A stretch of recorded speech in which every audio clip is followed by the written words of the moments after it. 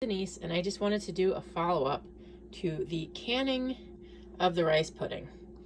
I did not have high hopes for it when it came out of the canner, and it looked like this.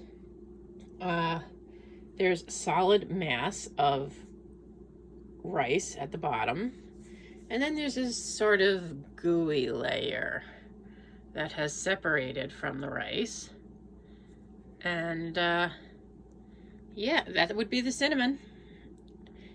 I was so appalled and disappointed that I actually labeled it as rice pudding disaster.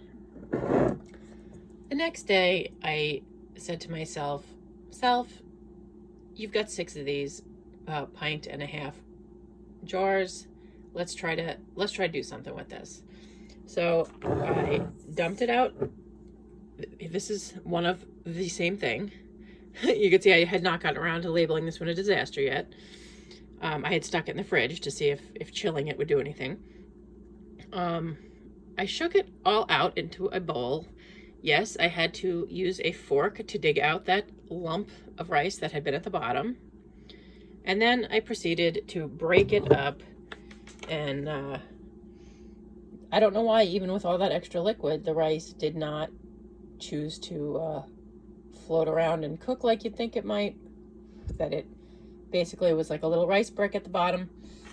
But I was like, you know what? This actually, once it got mixed like this, a little lumpy and weird, and then also a little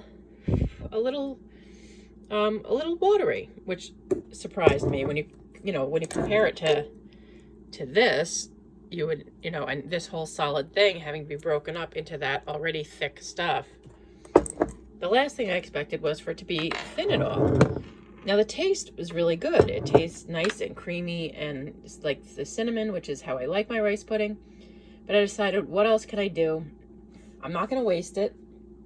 I'm not going to eat it all at once, obviously. It is basically, like a dessert, a treat, an occasional breakfast maybe. But I decided, what can I do if I am going to keep it? Yeah, it's going to take a little extra work to use because it's not like ready to just serve out of the jar like I was hoping. But what I did was I added a scoop of this. Once I had it mixed up, and liquidy like this.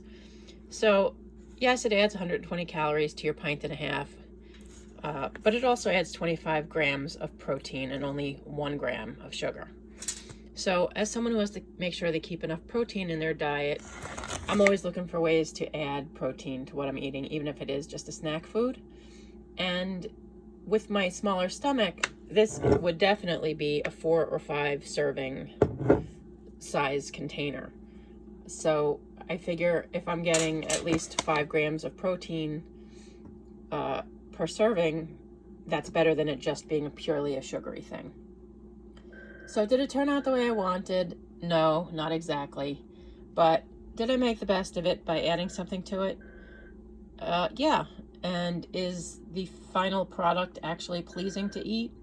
It is. It's not as thick as rice pudding would normally be, but it's pleasing and the flavor is really good.